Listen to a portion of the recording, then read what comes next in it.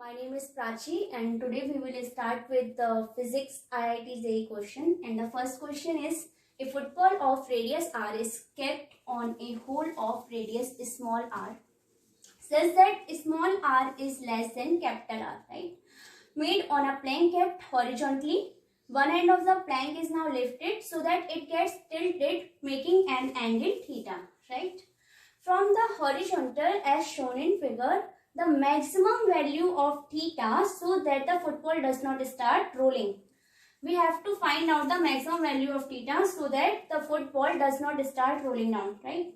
And this is the figure. Now what we have to do? एक football है capital R radius की और वो एक स्मॉल होल पे जो कि स्मॉल आर रेडियस का है उस पर रखी हुई है, ठीक है। एक प्लैंक है, एक हॉरिजॉन्टल प्लैंक है जो कि ग्राउंड पर रखा हुआ है। अगर यहाँ पर ग्राउंड है उसके ऊपर एक प्लैंक रखा हुआ है, ठीक है। उस प्लैंक पर एक फुटबॉल रखी हुई है। अब अगर इसको हम x और इसको y पॉइंट मान लेते हैं और x को फिक्स कर देते हैं, y को हमें टिल्ट करना है इस तरीके से कि ये ग्राउंड से, हॉरिजॉन्टल ग्राउंड से एक एंगल पर थीटा एक एंगल बनाए। तो अगर हम इसको टिल्ट करते हैं, y को अगर हम ऊपर उठाते हैं तो ये इस तरीके से जाएगा, राइट, एक एंगल थीटा पर। इस पर फुटबॉल रखी है। अब जो प्लैंक था उसमें एक स्मॉल होल था, तो अगर यहाँ पर एक स्मॉल होल है, यहाँ पर भी एक स्मॉल होल है, ये रेडियस आर, कैपिटल आर की फुटबॉल है, ये स्मॉल आर की होल है, ठीक है। तो अब जो मेन क्वेश्चन हो जाएगा क्या कि ये प्लैंक है एक्स और वाई पॉइंट पे, एक फुटबॉल है जो स्मॉल आर के होल पर रखा हुआ है, ठीक है। So this is our question and now we will go for solution. So the solution is, यहाँ पर एक ग्राउंड सरफेस लेते हैं, इसमें हमने एक प्लैंक रखा, राइट, हॉरिजॉन्टल प्लैंक। प्लैंक पे एक छोटा सा होल है, ओके।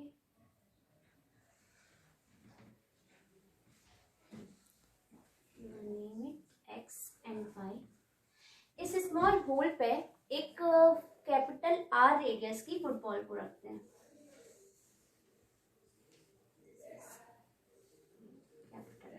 ठीक है। अब क्वेश्चन क्या कह रहा है कि प्लैंक के एक सिरे को फिक्स कर देंगे, इसके एक एंड को फिक्स करते हैं और दूसरे एंड को टिल्ट करते हैं, यानी कि दूसरे एंड को मूव कर रहे हैं। ग्राउंड से एक को फिक्स किया, एक को टिल्ट किया। तो अगर ऐसा करेंगे तो ये कुछ इस तरीके से जाएगा।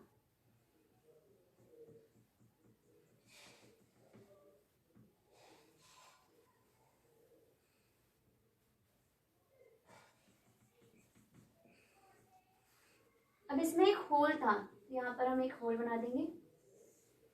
इस होल पे एक फुटबॉल रखी हुई है like this, and now we will naming it X point, ये फिक्स था, यहाँ पे वाई डैश, ठीक है।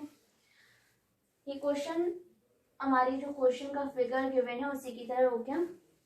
अगर ये एक्स था, ग्राउंड से जब प्लैंक को टिल्ट किया तो ये वाई पोजीशन पे आ गया with an angle theta, right. अब इस जो स्मॉल सरफेस है, स्मॉल आर रेडियस का जो एक स्मॉल होल है, उसका जो सरफेस होगा वो इस लाइन के अराउंड होगा। Naming it A and B, right. Football का अपना एक वेट होगा, इसका weight W, and W is passing like this. It will produce torque around B in anti-clockwise direction. Okay. Question कह रहा है कि इस समय फुटबॉल स्टेबल कंडीशन में है। तो सबसे पहली बात कि इस समय फुटबॉल स्टेबल कंडीशन में क्यों है, वो इसलिए क्योंकि अभी जो फुटबॉल का वेट है, फुटबॉल का वेट W है, वो इस स्मॉल होल के सरफेस में से होके जा रहा है। होल का सरफेस क्या है, A से B तक लेके ये पूरा एरिया, ये पूरा एरिया इस स्मॉल होल का सरफेस एरिया है, ठीक है। वेट अभी इस पूरे सरफेस एरिया में से कहीं किसी भी पॉइंट पर से होके जा रहा है, तो इसलिए फुटबॉल जो है वो स्टेबल कंडीशन में है। अभी ये है स्टेबल कंडीशन में। हमें निकालना क्या है, maximum value of theta. Maximum value of theta मतलब अभी थीटा जितना है उस समय फुटबॉल स्टेबल कंडीशन में है। अब अगर हम थीटा को बढ़ा दें, अगर हम थीटा को इस तरीके से कर दें, तो वो मैक्सिमम थीटा कौन सा होगा कि फुटबॉल स्टेबल रहे, यानी एक पॉइंट जब बढ़ाने के बाद जब फुटबॉल रोल करने लगेगी प्लैंक पे, उस पॉइंट तक का मैक्सिमम एंगल हमको निकालना है, ठीक है। तो अगर हम डायग्राम को एक थीटा एंगल बढ़ा लेते हैं, अभी जितना था उससे अगर हमने थीटा को रेज किया, ठीक है, जब हमने थीटा बढ़ाया तो इसको हम y डबल डैश नाम दे देंगे। इसको हमने y डैश दिया था, अब हम y डबल डैश कर देते हैं। अब फुटबॉल का जो वेट है वो नोटिस कीजिएगा कि इस स्मॉल होल सरफेस के एंड पॉइंट से होके जा रहा है। इसके एंड पॉइंट्स हैं ए और बी, राइट, और ये इसका सरफेस एरिया है। ये है रेडियस r, ये है 2r, स्मॉल होल का डायमीटर 2r है। अभी क्वेश्चन में क्या हो रहा था कि जो वेट था फुटबॉल का वो इस होल के जो सरफेस था, इस सरफेस में से कहीं पर से भी होकर जा रहा था। अब क्या हो रहा है, अब इस होल के एंड पॉइंट पर से होके जा रहा है, इसका बी एंड पॉइंट है, और जो वेट है इस बॉल का वो इसके एंड पॉइंट पर से होके जा रहा है। तो एंड पॉइंट वो पॉइंट होगा कि जिसके बाद फुटबॉल रोल करने लगेगी प्लैंक के ऊपर से, ठीक है। और हमें वही थीटा निकालना है कि जब फुटबॉल एक एंडिंग पॉइंट पर हो जहां से वो रोल करने लगे। तो अगर ये वही पॉइंट है तो हमें फाइंड करना है थीटा क्या है, ठीक है। अगर हम इसको आगे बढ़ाएं इस लाइन को, तो ये 90 डिग्री एंगल बना रही है। अगर ये 90 डिग्री है तो ये एंगल हो जाएगा 90 माइनस थीटा, राइट। इसको अगर क्लियर देखें और ये पॉइंट सी हो जाएगा, ये ओरिजिन है आर। अगर ये 90 माइनस थीटा है तो this point will be 90 minus theta. ये 90 डिग्री क्रिएट कर रहा है, so this will be theta, right? So sin theta will be perpendicular divided by hypotenuse. Perpendicular क्या है, CB, hypotenuse क्या है, ये O है, ये B है, तो OB। ये पूरा 2r है, यानी कि डायमीटर 2r है, तो रेडियस क्या होगी, स्मॉल r, तो CB क्या हो जाएगा, small r। CB small r है तो OB क्या हुआ, कैपिटल R है, रेडियस है फुटबॉल की। तो sine theta equals to small r divide by capital R, this will be our answer. और theta equals to sine inverse r divided by capital R, right? So the answer will be. Second question is, two identical metallic spheres are charged with 10 and minus 20 unit. This is the charge of the sphere. If both these spheres are first brought into contact with each other and then are placed to their previous position, then the ratio of the force in the two situations will be. So दो spheres दिए गए हैं जिन पर अलग अलग charges दिए गए हैं। पहली सिचुएशन ये है, और दूसरा है कि जब हम उनको फिर कांटेक्ट में लेकर आएंगे उसके बाद फिर से उनको प्रीवियस पोजीशन पर लेके जाएंगे, तो उनका जो फोर्स होगा इन दोनों सिचुएशंस में उनका रेशियो निकालना है, ठीक है। तो सॉल्यूशन देखते हैं कि क्या होगा। There are two spheres, okay, इनको एक पर्टिकुलर डिस्टेंस पे रखा है, लेट अस अज्यूम d, और इन पर जो चार्जेस हैं, एक पर 10 है, एक पर -20 यूनिट्स हैं, ओके। ये पहली सिचुएशन दी गई है, ये फर्स्ट सिचुएशन है। उसके बाद क्वेश्चन कह रहा है कि जब इन दोनों स्फीयर्स को कांटेक्ट में लाया जा रहा है, तो कुछ इस तरीके की पिक्चर होगी। इन दोनों को कांटेक्ट में लेके आया जा रहा है, ठीक है। उसके बाद इन दोनों को अपनी प्रीवियस पोजीशन पे प्लेस किया जा रहा है, मतलब इस तरीके से। पहले हम इन दोनों स्फीयर्स को कांटेक्ट में लेके आए, ठीक है। उसके बाद फिर अपनी प्रीवियस पोजीशन पर लेके गए, यानी कि प्रीवियस पोजीशन का मतलब ये दोनों अभी भी डी डिस्टेंस पे ही रखे गए होंगे, ठीक। जब इन्हें कांटेक्ट में लेकर आए तो इस पर चार्ज क्या होगा, इस समय पहले चार्ज क्या था 10 और -20, ठीक है। तो अगर सिस्टम का टोटल चार्ज देखेंगे तो क्या हो जाएगा 10 + -20 = -10, ठीक है। चूंकि क्वेश्चन में दिया गया जो स्फीयर है वो मेटेलिक है, अगर मेटेलिक स्फीयर है इसका मतलब जो चार्ज होगा वो पूरे सिस्टम में फ्लो करेगा, यानी कि दोनों स्फीयर का चार्ज दोनों स्फीयर में फ्लो करेगा और एक सिस्टम क्रिएट करेगा, ठीक है। इसलिए हमें सिस्टम का एक पूरा चार्ज निकालने की जरूरत पड़ी, तो सिस्टम का चार्ज आ गया -10। अब हमने क्या किया कि इन दोनों स्फीयर्स को फिर से उनकी प्रीवियस पोजीशन पे रखा। जब प्रीवियस पोजीशन पे रखा तो आइडेंटिकल स्फीयर वर्ड आता है। आइडेंटिकल का मतलब है कि उस सिस्टम के चार्ज को बराबर बराबर डिवाइड किया गया स्फीयर्स में।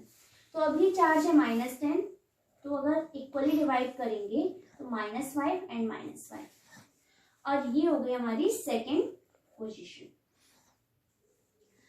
फर्स्ट सिचुएशन थी ये वाली, सेकेंड सिचुएशन है ये वाली, और अब इन दोनों सिचुएशंस के फोर्स का रेशियो निकालना है। तो फोर्स का फॉर्मूला क्या होता है, Q1 Q2 / d², ठीक है। फर्स्ट सिचुएशन में Q1 10 है, Q2 -20 है, K कांस्टेंट है, राइट। 10 - 20, D पहले में D ही है, दूसरे में भी D ही है, तो इन दोनों से कोई फर्क नहीं पड़ेगा, तो K/d² एक कांस्टेंट होगा, ठीक है। इसलिए हमारे क्वेश्चन में कोई फर्क नहीं पड़ने वाला है। अगर इसका टोटल निकालें तो 200 K / d²।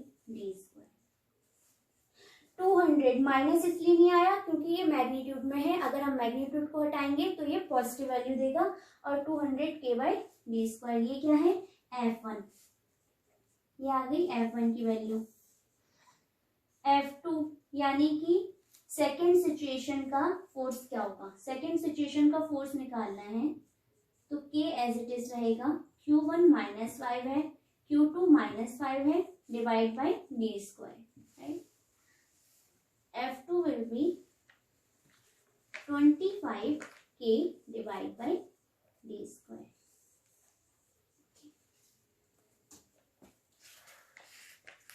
सो फाइंड करना है F1 by F2।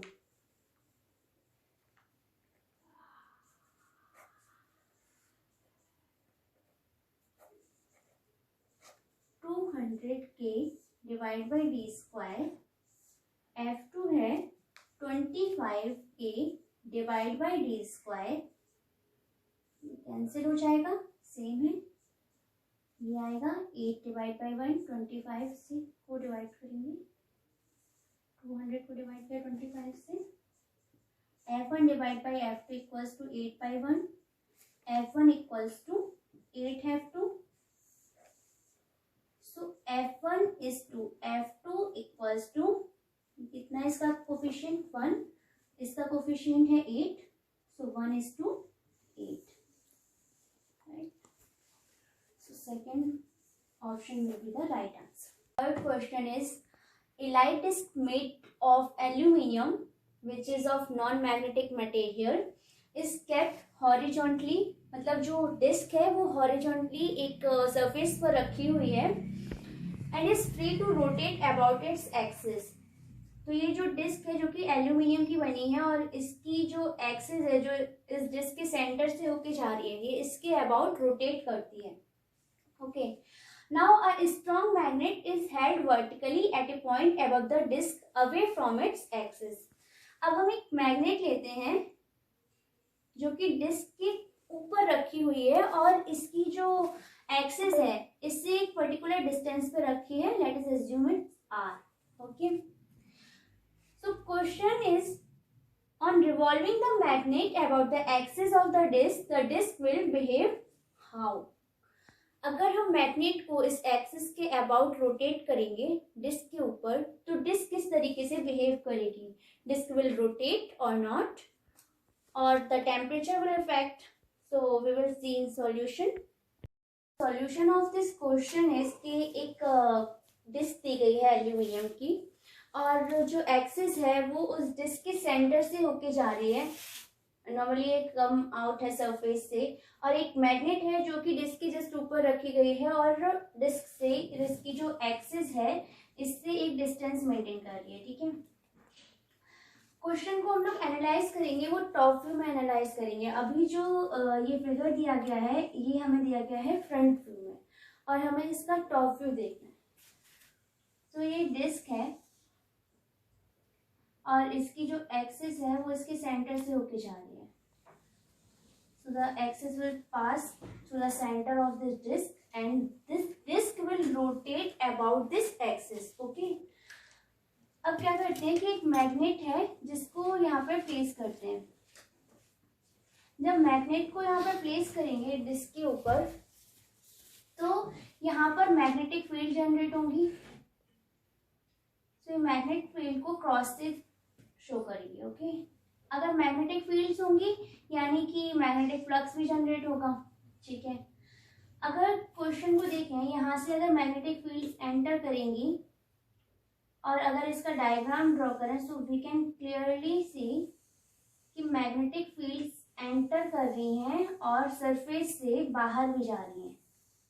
ठीक है, यानी कि मैग्नेटिक फील्ड्स जो हैं वो एक छोटे से एरिया से एक पर्टिकुलर सरफेस से एंटर कर रही हैं और बाकी पूरे सरफेस से डिस्क के बाहर भी जा रही हैं. तो मैग्नेटिक फील्ड यहाँ से एंटर कर रही है, हमने इसको क्रॉस सेक्शन एक छोटा सा लिया है जिसको क्रॉस से शो किया है, और बाकी पूरे एरिया से सारे डॉटेड से बाहर जाएंगी मैग्नेटिक फील्ड. राइट, तो मैग्नेटिक फील्ड की जो स्ट्रेंथ होगी, मैग्नेटिक फील्ड की स्ट्रेंथ हर एक पॉइंट पर वेरी करेगी, हर एक पॉइंट पर चेंज होती रहेगी. राइट, अभी क्वेश्चन क्या पूछ रहा है कि अगर हम मैग्नेट को रोटेट करते हैं तो डिस्क किस तरीके से बिहेव करेगी. ओके,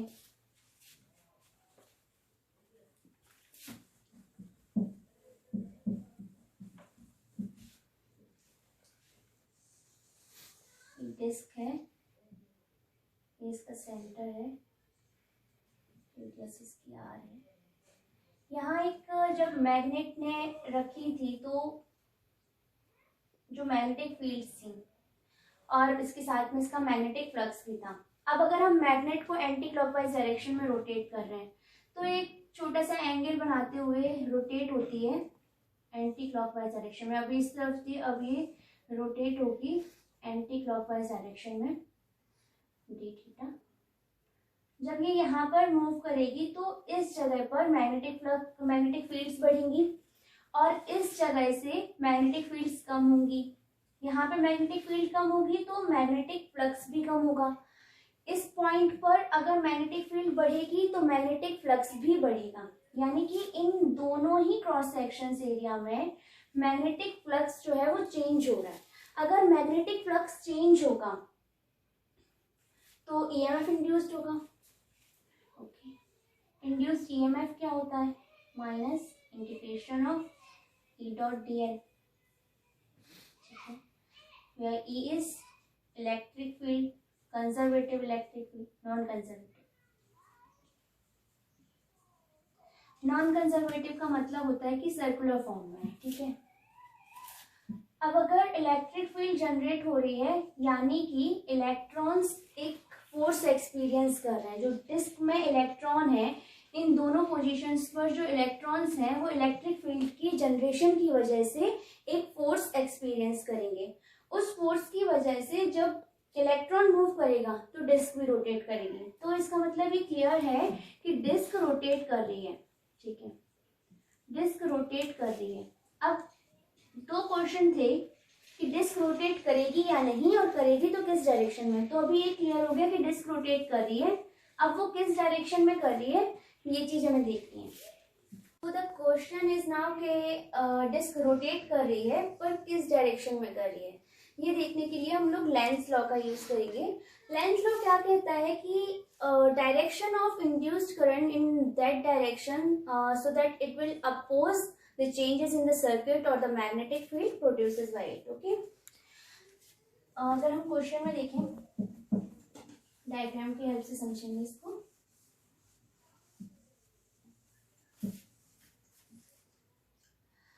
अगर इंड्यूस्ड करंट को इस डायरेक्शन में लें, यानी कि आउटवर्ड डायरेक्शन में, ठीक है, रे की आउटवर्ड डायरेक्शन है, ठीक है, अगर इस डायरेक्शन में ले रहे हैं और मैग्नेट मूव कर रही है एंटी क्लॉकवाइज डायरेक्शन में, ठीक है, तो इंड्यूस्ड करंट की डायरेक्शन ये है। So the magnetic field due to this induced current in this area is like that in downward direction. और अभी इससे पहले हमने देखा कि जो मैग्नेटिक फील्ड थी वो एंटर कर रही थी और साथ में आउटवर्ड भी थी, मतलब कि सरफेस से बाहर भी आ रही थी, एक छोटे से एरिया से एंटर कर रही थी और बाकी पूरे सरफेस से बाहर आ रही थी, यानी कि मैग्नेटिक फील्ड बाहर भी आएंगी।